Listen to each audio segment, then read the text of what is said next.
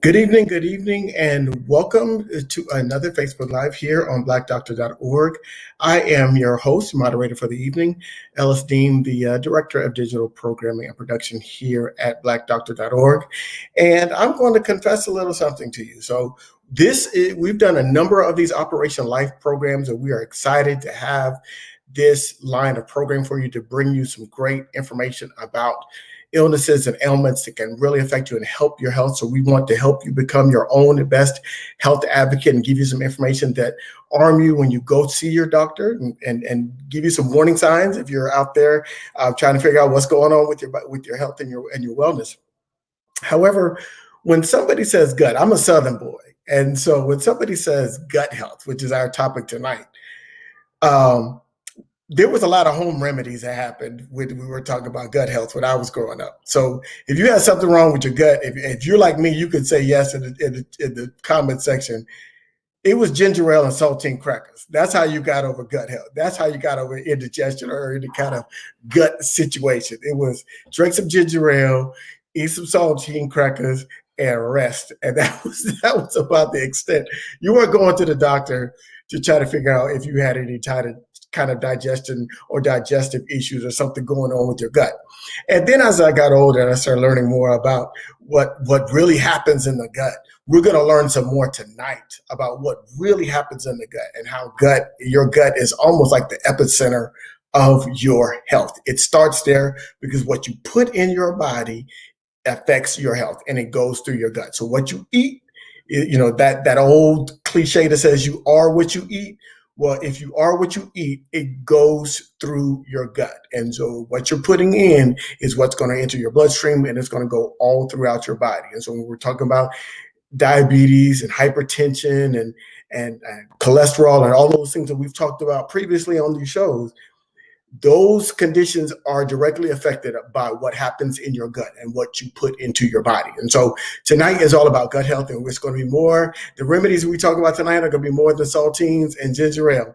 So I know you didn't sign up to hear me speak, so we're going to have just a couple of instructions before we get started. So let us know in the comment section where you're watching us from. We'd like to know where everybody's watching us from. If you have any questions throughout tonight's broadcast, make sure you put those in the comment section, and we will try to address your questions to get the information that you need about your gut health. And finally, this is all about you. So make sure that you're writing some things down. If you have some follow-up questions, let us know, and we'll give you a link to a website on blackdoctor.org so you can get more information about your gut health if you have any more questions. So our guest host, our guest tonight, our guest doctors tonight are somebody that you're very familiar with. This is Dr. Gigi, also affectionately known as Auntie Gigi. How are you doing, Dr. Gigi? Hey, Mr. Ellis, how are you doing tonight? I am doing great. I'm doing great. Excited about this discussion because I'm here to learn. I thought I'd do something about gut health, and then we started doing this program, and I was like, I know very little about gut health, so I'm very happy to talk about it. We're having some technical difficulties because one of my best friends in the whole wide world, Dr. Marie Borum, who's the division director of gastroenterology and hepatology at the George Washington University School of Medicine, and there she is. Yes. So she is here. So what we decided to do, because we are having technical difficulties, she will text me anything that she wants to add, and I'll just read it. That way, we don't have to worry about the sound and all that. Does that sound good? Very good. That sounds great. That's a great solution. I'm glad y'all were able to work that out. We got folks from Illinois and New York and Louisiana and Mississippi and New Jersey and Alabama, from all over the country. So we're excited. Please make sure you have any questions. If you have any preliminary questions about gut health, please let us know and go ahead and put that in the comment section. We want to answer your question. So the first question, and I'm going to put it here on screen, is Dr. Gigi, just essentially, what is gut health?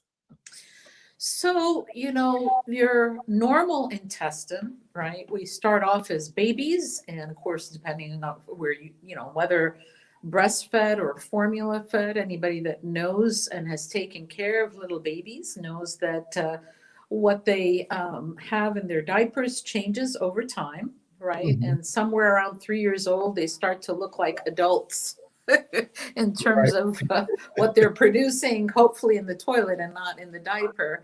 But Right. basically, the intestine is a complex organ, right? Because what we consider the intestinal tract actually starts with our mouth.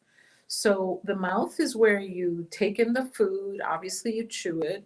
It then has to go down the esophagus, which is from basically here to your stomach. The esophagus is the part of the intestine, if you will, which receives the food and puts it in, waits until the stomach is ready to receive it, right? And Hmm. so then it goes to the stomach where the acid churns and begins the first part of the digestion. And then it goes to the duodenum, which is right after the stomach in the small intestine. The small intestine is a place where a lot of nutrients are absorbed. So if you have problems, and we'll talk about this, let's say with certain diseases, you may have difficulty absorbing those nutrients. So in the stomach, for example, when you get older, your ability to absorb things like vitamin B12 may be impacted. Same with if there are problems with the small intestine, same sort of thing. The colon, the main, at least what we know about the colon, because Dr. Borum is going to obviously add to what I'm saying, is that just like everything, we as physicians and people who work in any kind of with the human body are humbled on a daily basis because we keep learning more and more. But the large intestine is really where water reabsorption comes in. And then the end product, which is the stool, is waste, right? So that it excreted. And if you think about it, it's a pretty incredible system that we have a system to get rid of solid waste and a separate system to get rid of liquid waste, which is the kidney, right? Right. But it seems very simple. Oh, it's just going through. But no, there is so much that is happening. And we really have learned that the intestine communicates with the brain. Now, we've kind of known that because think of all the terms that we use in everyday language. I have a gut feeling. Right. That Okay. connects it. Or I've just been punched in the gut, just awful. Or, Right. Or if you're about to take an exam, you have the nervous stomach, right? And you might end Right. up having to run to the restroom, right? So in our language, we've always sort of recognized the connection, but the actual research is really fascinating about how the brain, which is sort of mission control, if you will, command center, it really communicates with every one of our organs. And not only that, the organs communicate with each other. Okay. So gut health is dependent on so many things, from making sure that you're having a nutritious diet, that you have a diet that is rich in fruits and vegetables, because if you have a diet that's rich in fruits and vegetables, that will allow the waste to go through and that it's not kind of hanging around for long periods of time and causing problems. And that what we call the microbiome. Now, this is fascinating. So the microbiome has to do with the bacteria that live in our intestine. Okay. Sometimes it's called gut flora. And what I find is this is really, to me, one of the most fascinating areas. We know that when somebody's been sick, or let's say they've taken antibiotics, that can throw off the bacteria that live in the intestine. We know, for example, women, when they're on an antibiotic, they may get a vaginal yeast infection. We're familiar with that kind of relationship. But what we're learning is that the intestinal flora, what is the normal healthy bacteria that live in the intestine, could be the difference between being chunky like me versus being skinny. So I'm going to share with you an example of, I think, a really interesting experiment. It had to do with mice. So they had two mice. One is fat and the other one is skinny. So they took the stool from the skinny one, and through the intestine, they inserted it through the intestine to the fat one. Guess what? The fat one started losing weight.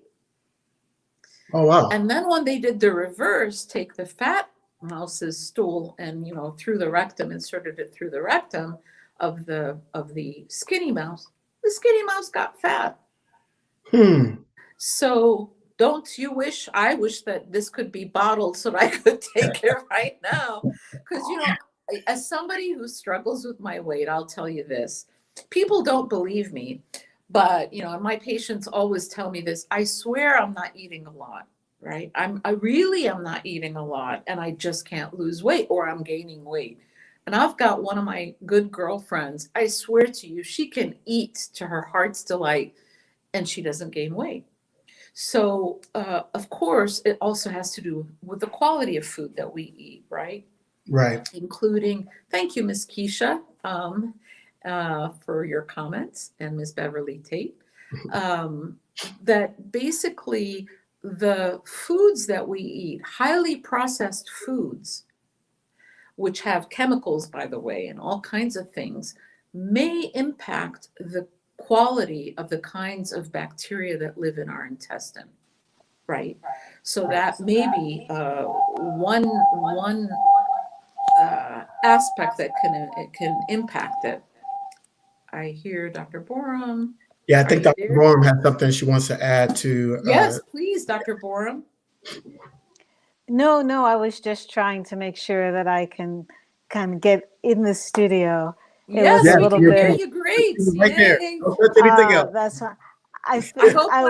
I was so enjoying. What I was saying was correct. Was that correct, Dr. Borum? I was so enjoying the conversation that you're having, because everything you said is absolutely spot on. Because one of the things that we in gastroenterology have learned is that while we used to, and please forgive the term, poo-poo the information about the microbiome, it turns out that this is not something that we really needed to dismiss. This is something that is real.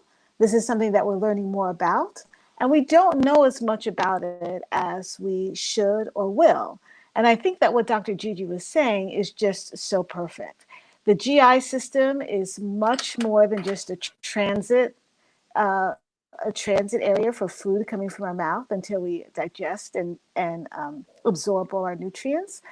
But in fact, when we get down to the colon, where most of the bacteria live, the microbiome actually may make a difference. And that study that Dr. El-Bayoumi brought up with the mice is one of the things that one of the studies, although small and although in animals, has made people begin to think that, in fact, the gut health actually may make a difference when it comes to the health and maintaining good health in our system. We know that we've looked at things like obesity in animals. We've looked at issues of metabolism. We've looked at issues of diabetes. And now we're actually learning that we may be able to make a difference when it comes to humans. So thanks for allowing me to jump in just there.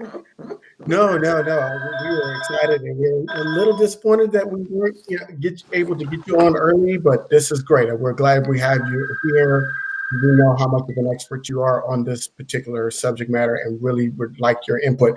We're already getting some great questions coming in from the comments. So, Keisha, we're going to get you a question about leaky gut. So, Dr. Borum, you got to put that in the back of your mind about leaky gut. And we've got some other questions about that, because people don't really talk about intestinal problems.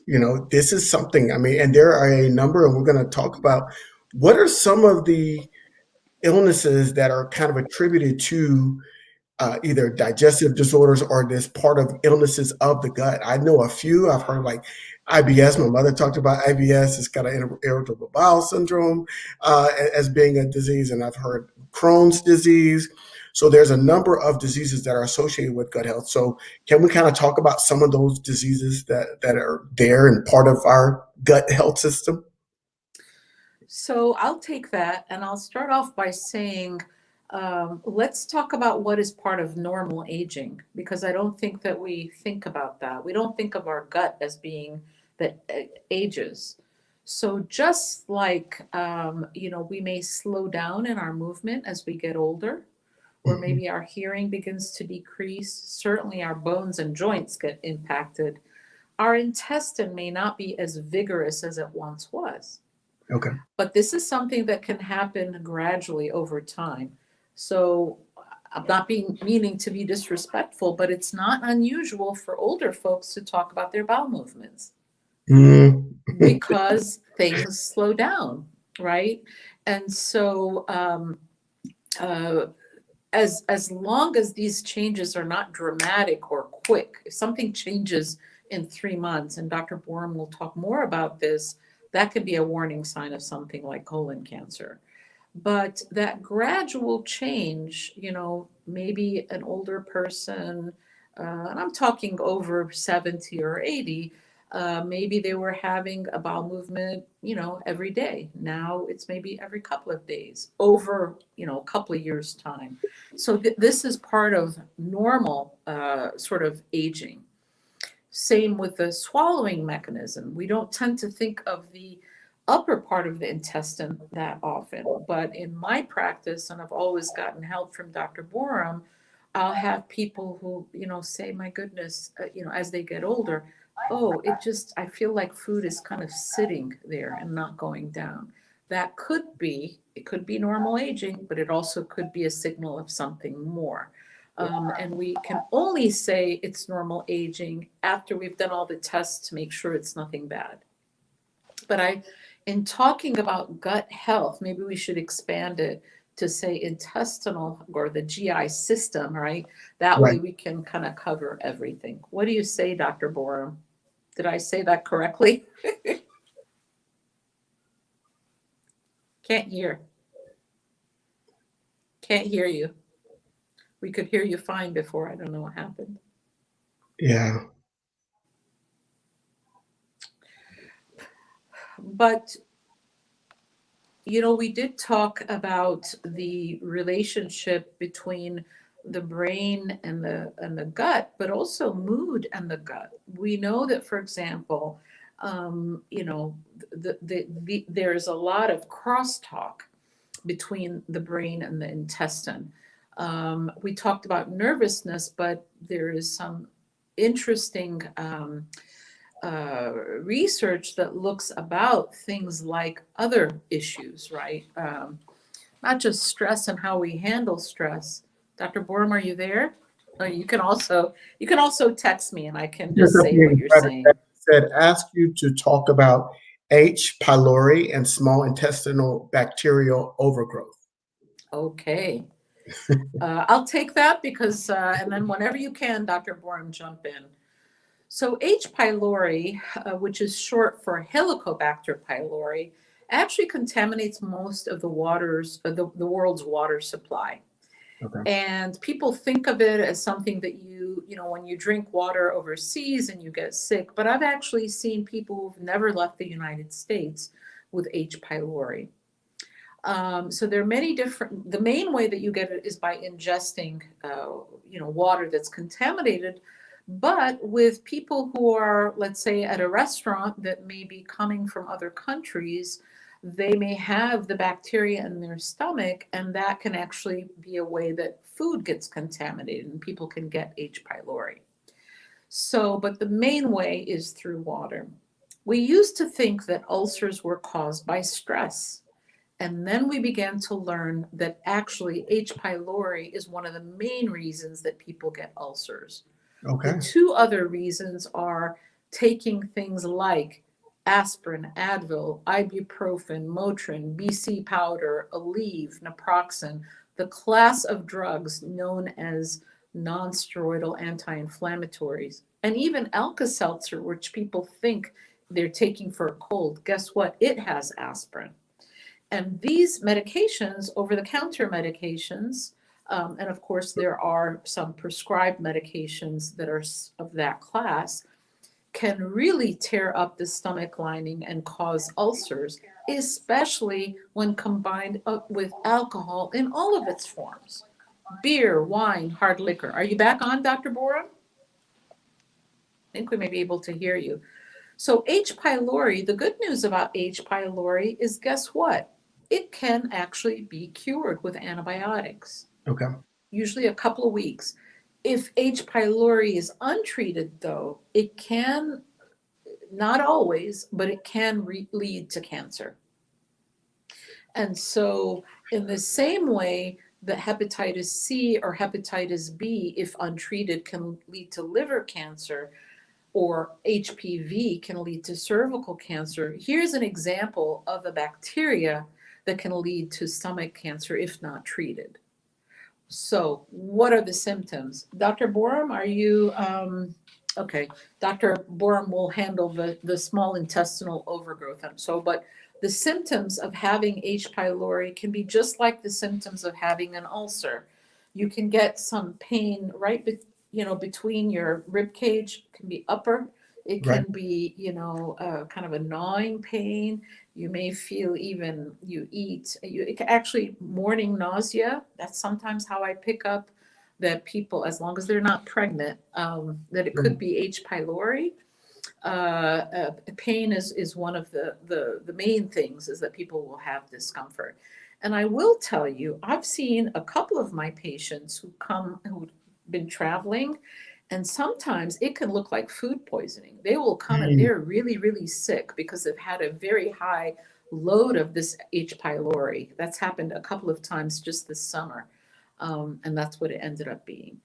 Dr. Borum sent a message and she said it can also cause inflammation and has been associated with stomach cancer. That's right. I'm assuming that's the H. pylori. So that that's not a good thing to have that small intestinal bacterial overgrowth. And that's bacteria usually do not live there. And in bacteria decides to live in the small intestine, that can cause bloating. So that bloating feeling that we have, that I've been having, so maybe I need to go get my GI checked out. You have that bloated feeling that we all kind of typically have, and we might take an antacid or something, Pepto, those things that try to calm our stomach down. It just could be an overload of this. I'm assuming this is either the H. pylori or the bacterial overgrowth. So let me separate that out. H. pylori is not small bowel overgrowth. H. pylori mimics an ulcer. And so there's a lot of great information on blackdoctor.org. But I just want to sort of caution the audience. Remember that there is more than the intestine that lives in the abdominal cavity, right? We've got all the other organs that include the liver, the pancreas, the kidneys, the spleen, the uterus, and the ovaries. So that's the challenge of trying to figure these things out, right? Okay. So yes, bloating can be caused by the intestine, but it can also be caused by the ovaries in women, or other reasons, or the liver if you're accumulating fluid. But let's go back to the small bowel overgrowth, because I know that Dr. Borum agrees with me when I say that a lot of doctors don't know how to diagnose it. Right, Dr. Borum? Yes. And so it's something that people can suffer a lot from. And really there's, they get an upper endoscopy, maybe in a colonoscopy, everything's fine. They get a CT scan, it's normal. They've looked at the abdominal and pelvic organs, and it's like, well, I don't have a reason. You've got IBS or something.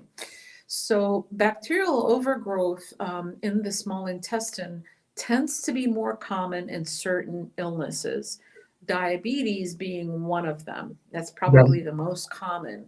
But it can also occur in other rarer diseases, such as scleroderma, which can affect the skin, but also can infect the intestine. And Dr. Borum is going to help me. It's like a cheat sheet, and she's going to text me other illnesses that can do that.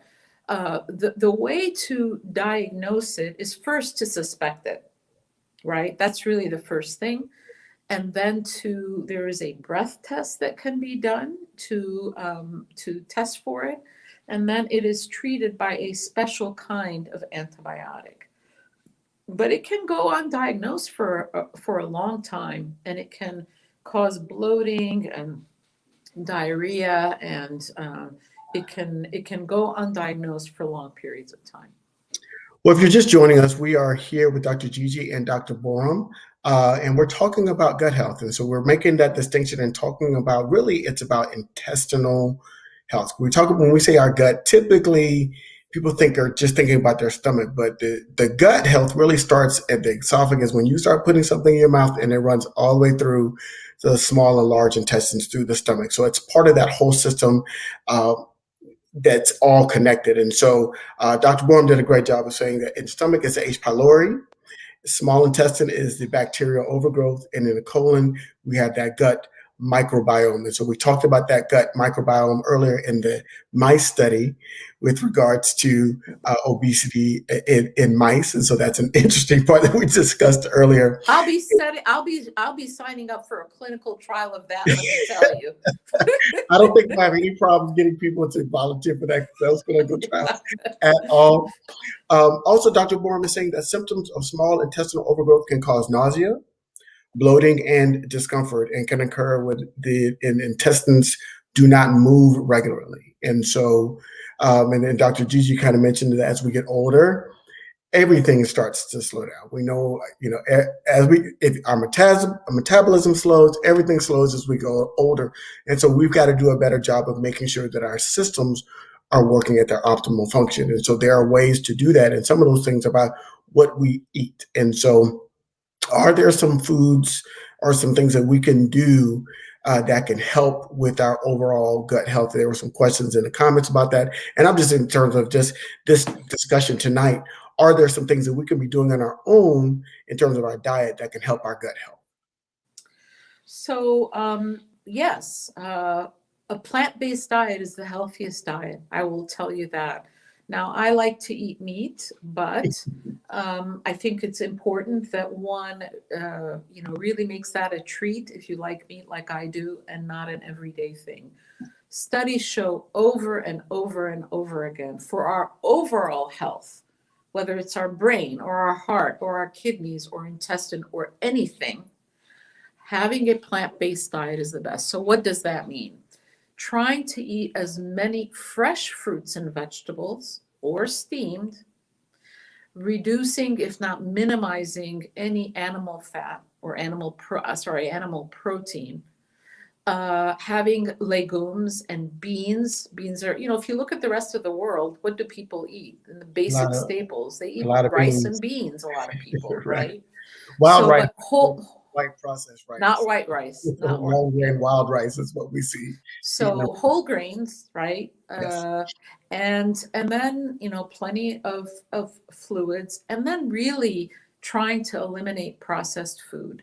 I mean, if we look at what's happened in the United States, and unfortunately this has become pandemic through the world because of exporting sort of the American diet, it's the processed foods. And I've confessed on this show before that I'm a potato chip girl in all of its varieties. But I think it's about with everything else. If you're eating potato chips every day, it would be silly of me to say stop them altogether. Maybe the first step is to eat them 2 to 3 times a week. And then after that, once a week, and then making it a treat. I believe in taking baby steps, because if you try to change things radically and then you get discouraged, I was like, well, forget it. I mean, I don't know about you, but that's how I deal with it, right? Oh, yeah. So really, and when I talk about processed foods, what does that mean? First of all, stuff that comes in a box, cookies, or bag chips, things that, unless you can steam it, right?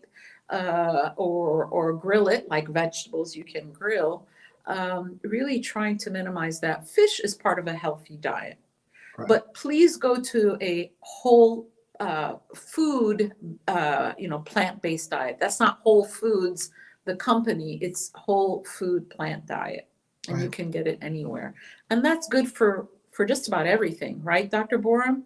Well, Dr. Borum says core features of the healthy microbiome still have to. Oh, sorry.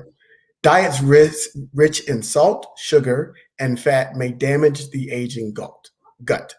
High fiber foods, fruits, vegetables, beans, nuts, combined with exercise seem to protect the healthy gut microbiome as we age. And so I'm going to say that again. High fiber foods, fruits, vegetables, beans, nuts, combined with exercise. There's that exercise again. Seem to protect a healthy gut microbiome as we age. And so I learned on our very first show that we did on cholesterol that your liver produces enough cholesterol for the body.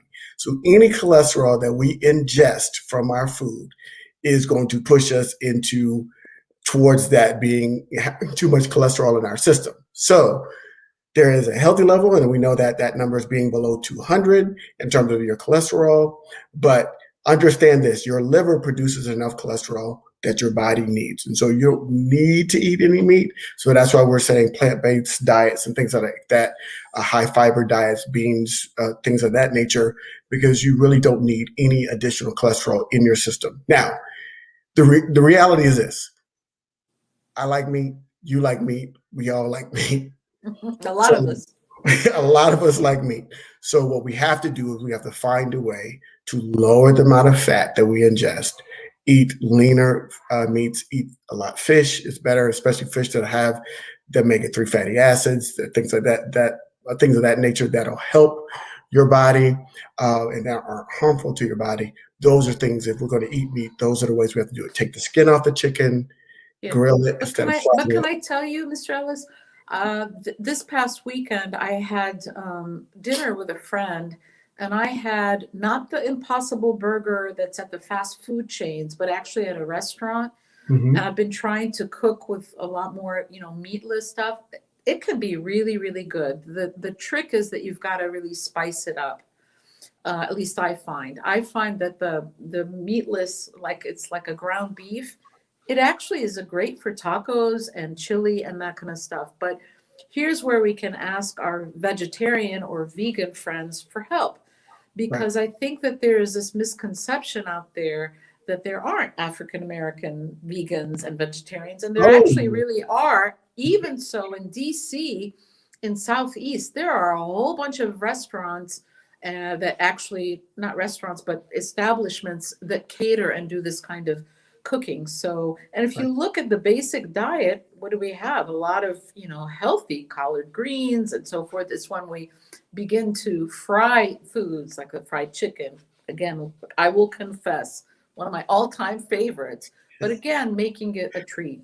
Right. I think that there probably is a lot more to talk about with the intestine. I know that Dr. Borum wants to make sure that we cover some of the often overlooked diseases, such as inflammatory bowel disease, and to talk about how that's different from irritable bowel syndrome.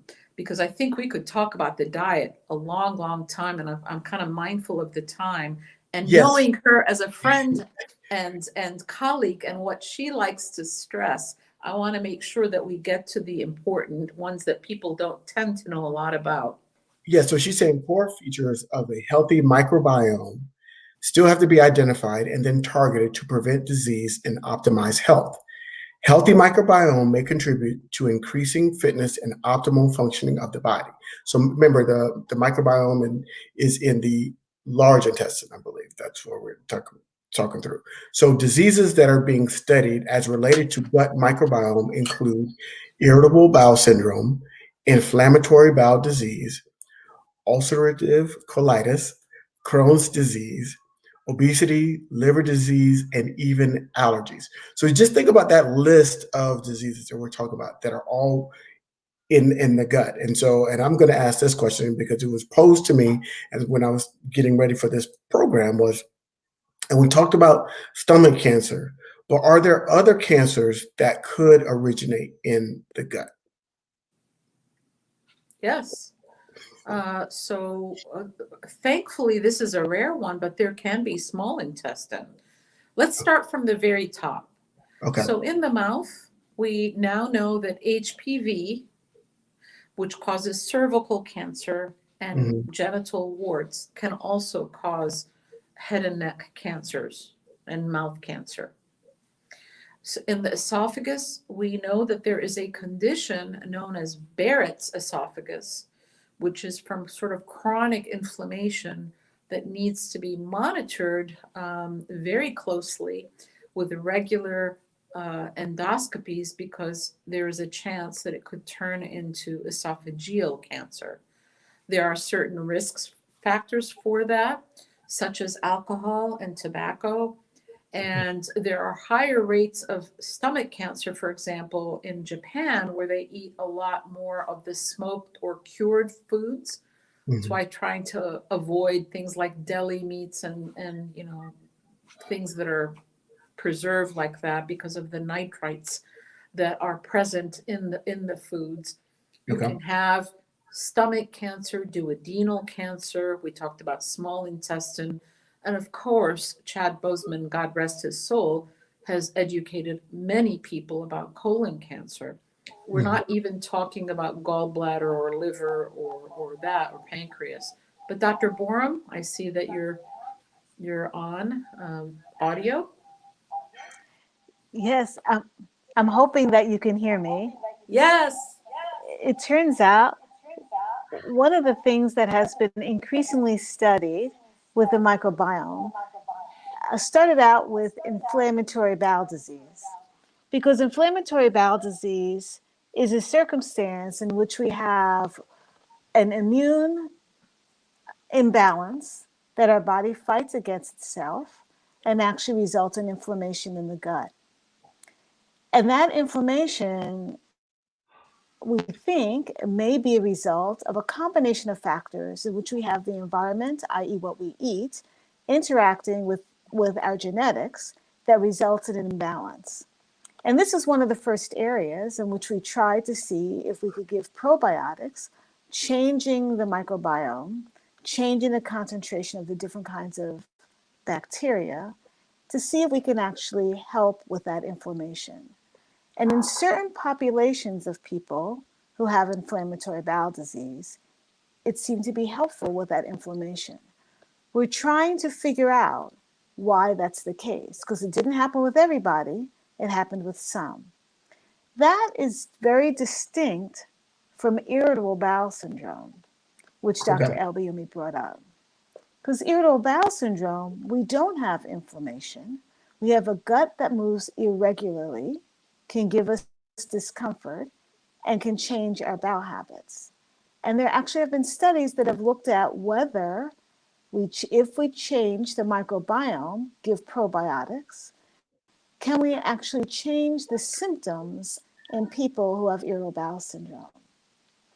There have been small studies that have showed that people who do not have inflammatory bowel disease, but have irritable bowel, where their gut feels funny, where they feel bloated, where their bowel movements are altered, that if we give probiotics, in some of them, they may actually feel better.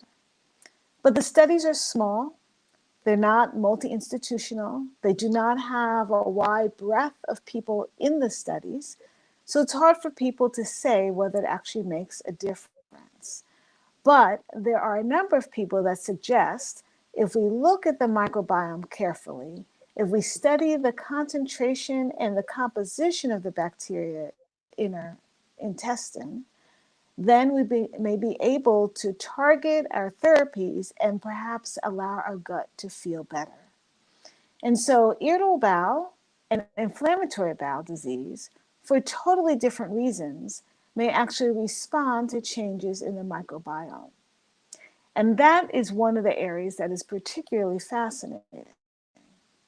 As people have looked more about this, and as we've learned now that when we talked about H. pylori giving us related to stomach cancer, they've actually tried to figure out, or they are trying to figure out, or there are increasing studies that are being designed to see if the bacteria in a predisposed population, people who have a tendency to develop polyps and colon cancers, if we actually alter the bacteria, can we do something about their risk factors for developing pre-malignant and malignant cells?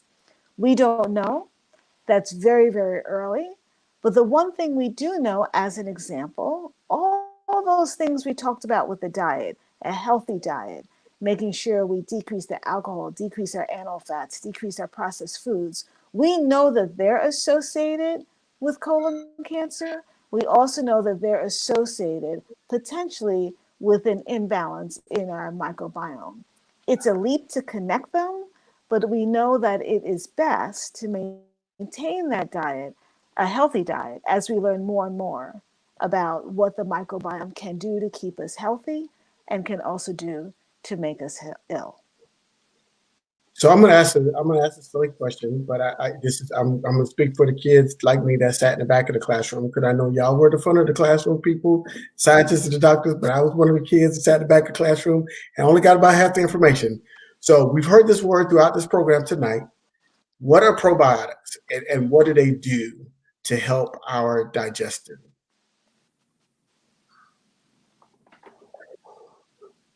Dr. Borum? Probiotics are what people have begun to suggest are good bacteria. We know that everybody that can inhabit the gut. We know that everybody has bacteria in their colon. We know that the composition of the bacteria in our colon is individualized. It may even be like a fingerprint. You may have clusters of family having similar bacteria composition, but we know that it is relatively stable throughout our adult life. Very earlier, we talked about how with an infant until about age 3, it looks one way. Once we get above 3 years old, until most of adulthood, it looks another way. And then as we age, it looks differently.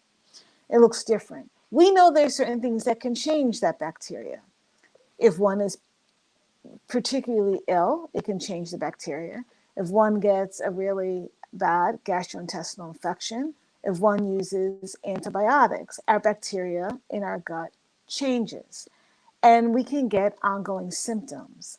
It is suggested that if we repopulate the gut with good bacteria, which is in our probiotics, then we may be able to get our composition back to the way it was before, and once again in balance to decrease our symptoms. The problem is that all the studies they have had looking at probiotics, the studies didn't use the same probiotics. You can see in the drugstore, in Target, in Costco, in the grocery stores, they have all sorts of probiotic options, but they look differently, and it turns out they all have not been studied. The studies that have been done have looked at only a couple of them, not all of them, and there's a lot of difference between them. But indeed, as we continue to learn more, we're continuing to figure out which of the bacteria are really the best. So probiotics that are very popular, they can be relatively inexpensive, or they can be very expensive. When people ask me about probiotics, I say that we know that it doesn't hurt in someone who is healthy or relatively healthy. We don't ask for people to take probiotics if they are immunosuppressed necessarily or ill at the time. But if someone is relatively healthy, we say, try a probiotic. Don't break your bank by getting them, but there are some very popular ones that are in the store, and give it a try. It doesn't hurt, and it may help. And so until we learn more about which bacteria are the best and which probiotics make the most sense, you can try any of those in the store. A couple of popular ones have been like Align as an example, Corel as an example, yogurts that have live bacteria as an example. Those are probiotics. For antibiotics. Yeah, I always just advise yogurt with live cultures, because I think there are so many gimmicks out there and so much money that people can spend. And as Dr. Borum has said, I wish we could know what strain of the probiotic works best, right? They're not all created equal.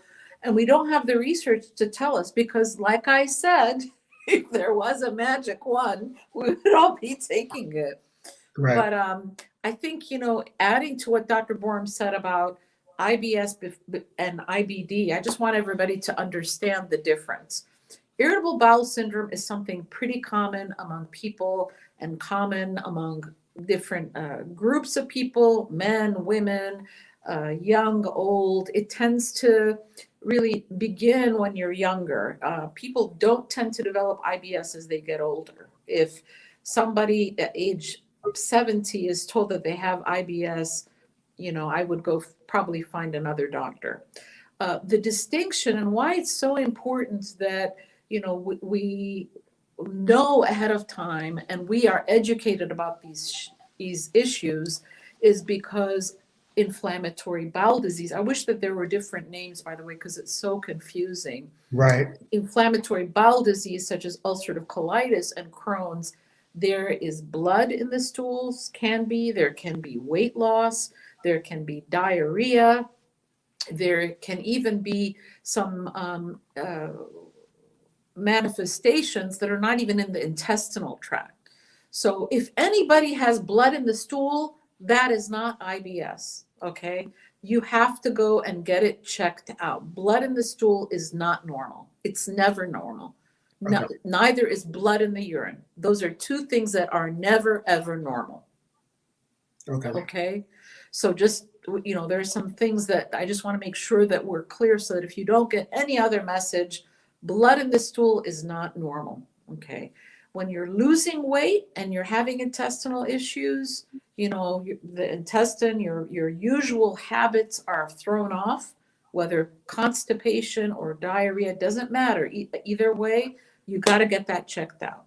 Okay. It could be colon cancer. It could be inflammatory bowel disease, irritable bowel syndrome. So let me tell you something about gastroenterologists. So check this out. There is something called the Rome criteria. You know why? Because these guys decided to go to Rome every year and talk about how to define irritable bowel syndrome. So the Rome criteria with the irritable bowel syndrome, which is much more common, that's the nervous stomach, the kind that we get if we're, there's an exam or whatever. But guess what? You never have fever. You never have blood. You never wake up to go to the bathroom and have a bowel movement. That's a very important one. If you're waking up in the middle of the night to have a bowel movement, that is abnormal, and you need to see your doctor, a gastroenterologist. Okay. Sorry, I just had to make sure because it's so confusing, and the language is also so confusing. Oh yeah, it's definitely.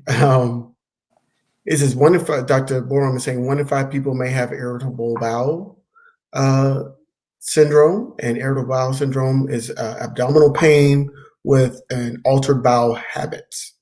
So those are kind of the distinctions, how we draw that line for irritable bowel syndrome versus inflammatory bowel disease is one of the conditions which has been studied in relation to the microbiome. And so that gets a little bit more, that's a little bit more serious than kind of your irritable bowel syndrome. So we're going to do some, as we're wrapping up here, we may have to do a part 2 on gut health. I think so. There's so much in these symptoms, in this system, that an hour cannot do it justice with regard to this. So we're going to do part 2 of gut health. So I'm going to get to some of the questions that we had tonight.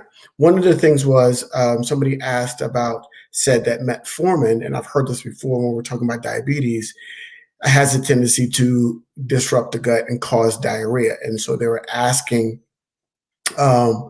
is there something that they can take, or is there something that they can eat that can help steady their gut if they're taking metformin, or is there an alternative medication instead of metformin for diabetes that doesn't have such a reaction to their digestive system? Sure. I think I'll take this one because I probably prescribe a lot of metformin because it is used both for diabetes and even to help people lose weight. So the problem that people get into is when they start the maximum dose and not take their time to go up. So let's say that a doctor says, look, or a PA or nurse practitioner, you need to be on 2,000 milligrams. Well, you don't start off like that. You start off with 500 milligrams. You take it with your heaviest meal because you got to take it with food. You do that for a week. So let's say you start off with dinner. And then the next week, if the goal is to get to 2,000, you take one with lunch and one with dinner. And the third week, one with lunch, two with dinner, like that. Now, unfortunately, one of the issues is the insurance companies, because the extended release one, you tend to have less of the problem with diarrhea. But I don't know about where everybody is, but where we are, the majority of the insurance companies say, no, you got to start with the immediate release. And then if people have problems with diarrhea, you can try the extended release. The trick, though, is really to try to take it with food. And if you're ramping up the dose too quickly, that's one thing. There are some people that just can't tolerate it. Even the extended release, they can't tolerate. And there are lots of other medications that are alternatives. I will tell you one thing that I want everybody to know, because even a lot of doctors don't know about this. People who are on metformin should check their vitamin B12 levels on a regular basis, because their vitamin B12 that can interfere with the absorption. And vitamin B12 is a critical vitamin for things like mood, for focus, for memory. So you don't want to become vitamin B12 deficient. So just make sure that that's something that whoever's taking care of you, your clinician, is aware of. But those are some of the points with metformin. Okay, that was great in terms. And then Dr. Borum is saying metformin definitely causes diarrhea. It can be dose related, so she's reiterating what you're saying. It could be related to the dose, and could give a trial of fiber supplements. So we know fiber has a tendency to kind of harden up our stool, and so you might have to take a fiber supplement to overcome the irritable, the kind of diarrhea problem that can be associated with taking metformin. But don't stop taking metformin, because that's your diabetes medication. So find something else, or add a fiber supplement, but do not stop taking your metformin. Well, and we are not giving advice to individuals. We are giving information so that people can take it to their clinician who knows them best. You always have to go back and this is to inform you so that you're better informed when you have a clinical interaction. Absolutely. So another question is, and I think I can answer this one: how much more of a risk does obesity add to most of these issues? And I'm like, it's like an exponent, right? So you've got 3, and then you've got 3 squared. Obesity is the squared. Okay, it's going to accelerate any condition. It's going to accelerate inflammation. It's going to put you in higher risk for diabetes. It's going to put you in higher risk for cholesterol, hypercholesterol. It's going to put you in higher risk for hypertension, and all of those things. And then that sleep apnea, cancers, actually cancer also. Yes. Right. And so obesity, and understand this, obesity is a diagnosis. It's not just something that you are, right? So it is a diagnosis that you can get rid of. You can no longer be obese. It is a diagnosis like diabetes is a diagnosis, but it is an accelerant to any of these other conditions, including gut health. Can I say something, though, as a fat person myself? I think that we in the medical profession, especially doctors, do so much shaming of fat people. Yes. Actually, they've done studies specifically on Black women. And I'll give you an example. One of the patients that I was in a resident clinic, and the resident came back. I was like, what's wrong with the patient? Oh, I spoke to her for half an hour about how she's overweight. And I said, but that's not what it says here. She's coming in because she had a possible mini stroke in the emergency department.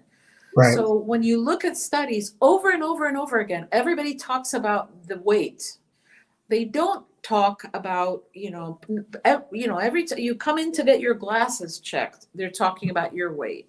Right. So yes, you know, the elevated weight does impact on risks for these various illnesses that we're talking about.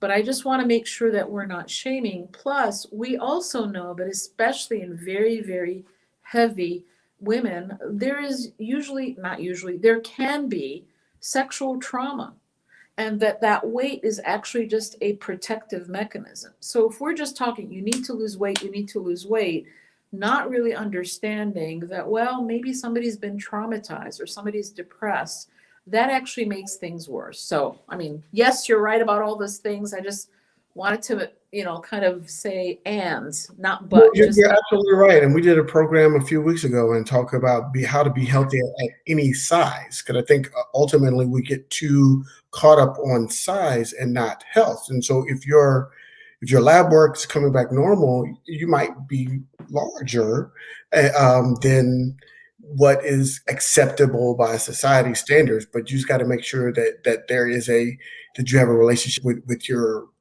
primary care physician, and you talk about being healthy more so than being some sort of ideal weight. Don't get a number in your head other than your lab work numbers, not that weight number, because that can be disheartening and it can cause mental. Depressing. I just was at my doctor. I got on the scale and it was like 3 pounds heavier.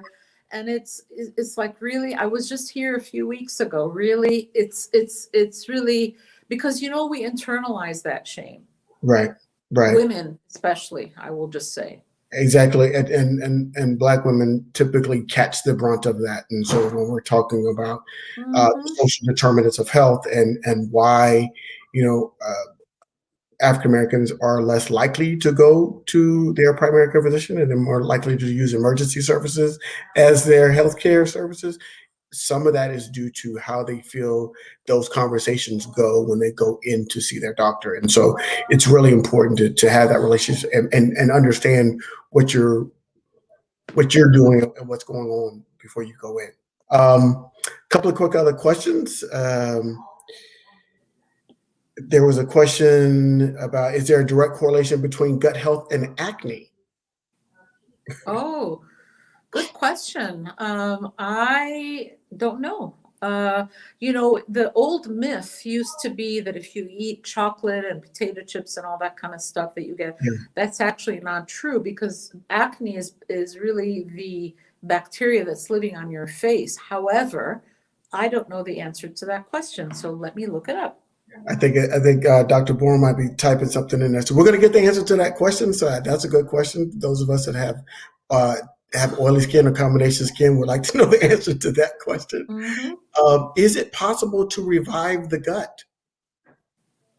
And I think we've kind of said that yes, in a roundabout way throughout this discussion tonight, and talking about probiotics and things and foods in terms of eating more fresh fruits and vegetables and fiber and things like that. I think all of those things will be healthier for your gut, especially as you age, versus things that we eat when we're younger. Dr. G. But can I tell you, Mr. Ellis, one thing that I've found about the human body is that it is actually very forgiving.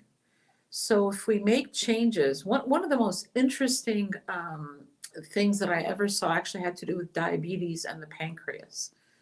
And basically somebody who was not well controlled on diabetes and what that impacted, how that affected their kidneys. And how, when you got really, really tight control, many of those changes reverse themselves. Right. So I don't, I think the message there is that, it's never too late. I don't think it's ever too late to make changes. Absolutely.